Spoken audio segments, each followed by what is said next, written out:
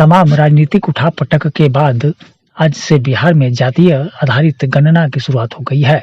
यह गणना 2 चरणों में होने जा रही है। राज्य में मुख्यमंत्री नीतीश कुमार की सरकार पहले चरण में मकान की गिनती करेगी और उसमें नंबरिंग करेगी। इसके बाद अगले चरण में जाति, पेशा और अन्य तरह की जानकारी इकट्ठा की जाएगी। वहीं मुख्यमंत्री नीतीश कुमार बिहार में अपने खर्च पर जातीय जनगणना करवा रहे हैं, जिसकी आज से शुरुआत हो गई है, जिसका नाम रखा गया है कास्ट बेस्ड सर्वे। इसको लेकर मुख्यमंत्री नीतीश कुमार ने सभी बातें को रखा है। उन्होंने कहा कि एक एक चीजों पर ध्यान देने की जरूरत है। पहले मकानों की गिनती, फिर उसके बाद पेशा, जाति और अन्य चीजों की जानकारी ली जाएगी। जब जातीय जनगणना कंप्लीट हो जाएगी तब उसके बाद राज्य का बजट बनेगा और विकास के काम में गति आएगी। में सुविधा हुई। सर, कल से जातीय जनगणना की शुरुआत हो रही है, बहुत इंपॉर्टेंट है बिहार के लिए सर।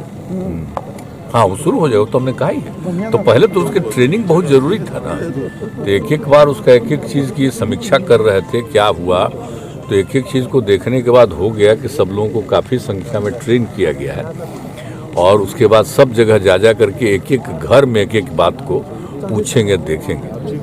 कोई अब जात की जगह उपजात बता देता है ना, तो ही ना बगल वाला बोलेगा तो ही उसको फिर समझा करके कि भाई देखिए।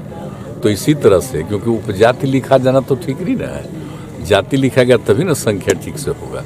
तो इस तरह से एक एक चीज सबको समझाए हैं और लोग पूरा ट्रेनिंग करके अब वो करने जा रहे हैं और जल्दी से जल्दी वो हो जाएगा सर, और बहुत अच्छा होगा। एकदम हमने कहा कि एकदम बिल्कुल करना है। और मान लीजिए कि यहाँ नहीं है और बाहर रह रहा है, तो बाहर वाले के साथ भी एक कम्युनिकेशन ठीक से होना चाहिए, ताकि सही मायने में संख्या की गिनती हो जाएगी तो ठीक रहेगा ना।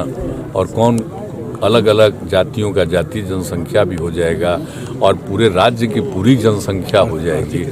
तो इसलिए एकदम बिल्कुल, और आर्थिक स्थिति सबका देखना, उसको हम बहुत सिखवाए हैं कि कोई जात रहे उसकी आर्थिक स्थिति देख लीजिए, ताकि आर्थिक स्थिति के बारे में जानकारी होगी। तो हम लोग इस तरह से करवा रहे हैं सर्वेक्षण। लेकिन इसके अलावा तो बात ये भी ना है भाई कि विकास भी चाहते हैं ना, हम लोग तो सबका चाहते ही हैं, उनको तो फायदा मिले, लेकिन इलाके का विकास होना चाहिए। और कोई गरीबी स्थिति में है तो उसको और क्या करना चाहिए, एक एक चीज की जानकारी। खाली जाति का आधारित गणना खाली हम नहीं करवा रहे हैं, पूरा का पूरा ऐसा सर्वेक्षण हो जाएगा ताकि एक एक चीज की जानकारी सरकार को हो जाएगी कि और क्या क्या काम करना चाहिए ताकि सब लोगों का विकास हो जाए। सर, राष्ट्रीय स्तर पे भी चाहते हैं कि जातिगत वो तो हम लोग चाहते ही थे, तो लोग एग्री नहीं किए, तो हम लोग यहाँ करेंगे। और यही नहीं कर रहे हैं, एक एक चीज की जानकारी ले करके हम लोग करेंगे। और यहाँ जो भी होगा तो हम लोग तो इन्फॉर्म कर ही देंगे कि यहाँ का यह स्थिति। अगर इसी तरह से करवा लीजिए, देखिए देश के विकास के लिए और समाज के हर तबके के उत्थान के लिए बहुत फायदा होगा। तो हम लोग इसी दृष्टिकोण से यहाँ पर कर रहे हैं। आज 7 जनवरी से और उसी के आलोक में हम लोग पटना ज़िले में भी उसका आज शुभारंभ कर रहे हैं। और ये 7 जनवरी से 21 जनवरी तक प्रथम चरण चलेगा और इसमें हम लोगों को जितने घर हैं उनकी नंबरिंग हम लोगों को कर देना है। घर और परिवार की संख्या, परिवार के मुखिया, परिवार के सदस्यों की संख्या, सिर्फ संख्यात्मक विवरणी लेनी है।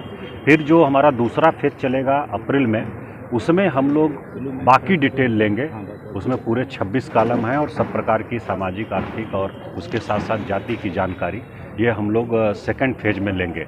अभी आज हम लोग जो हमारा गणना ब्लॉक है, प्रत्येक गणना ब्लॉक में कुल कितने घर हैं उन घरों की नंबरिंग करेंगे और परिवार की संख्या, मकान की संख्या और उसके बाद परिवार के जो मुखिया हैं उनका विवरण हम लोग प्राप्त करेंगे और परिवार में कितने सदस्य हैं इसका प्राप्त करेंगे। ये कैसे भी बनाया गया है क्या सर, किस तरीके से आखिर मकान की गणना से क्या? हाँ बिल्कुल, क्या फायदा? वो यही है कि शुद्धता इसमें रहे और बहुत ही स्टेप बाय स्टेप हम लोग बढ़ रहे हैं। ये राज्य स्तर से निर्णय हुआ है, किसी प्रकार की त्रुटि नहीं हो और त्रुटि रहित गणना हो। इसलिए फर्स्ट फेज में हम लोग इसको प्रत्येक गणना ब्लॉक में कितने मकान, कितने परिवार हैं उसकी गणना कर रहे हैं और उसके बाद सेकंड फेज में हम लोग बाकी डिटेल उस परिवार से लेंगे।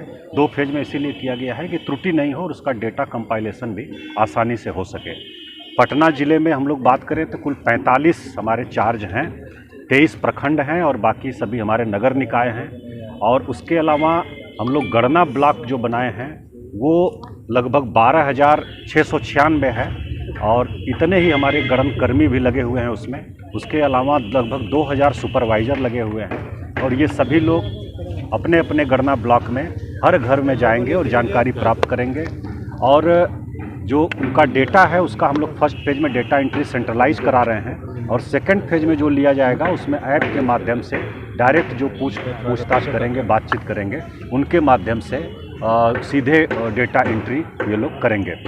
तो कुल मिलाकर के हम लोग पूरी तरह से तैयार हैं, प्रशिक्षण सबको दिया जा चुका है, हमारे कर्मी भी सभी अलर्ट हैं, और आज से हम लोग इसको कार्य को शुरू कर रहे हैं। और जो सरकार द्वारा निर्धारित समय सीमा है उसमें हम लोग पूरी शुद्धता के साथ इस जातीय जनगणना को संपन्न कराएंगे। शिकायत वगैरह के लेकर कोई प्लेटफॉर्म है, किस तरीके से लोग है अगर कहीं कोई किसी प्रकार की शिकायत होती है या कोई विधि व्यवस्था की समस्या होती है तो सभी प्रखंड में प्रखंड विकास पदाधिकारी, संबंधित थाना प्रभारी रिस्पॉन्सिबल हैं। अनुमंडल स्तर पर अनुमंडल पदाधिकारी, अनुमंडल पुलिस पदाधिकारी हैं जो इसको देखेंगे। नगर क्षेत्र में हमारे जो संबंधित अनुमंडल पदाधिकारी हैं और नगर कार्यपालक पदाधिकारी हैं, ये लोग देखेंगे और उसका समाधान करेंगे। और इसको हम लोग बहुत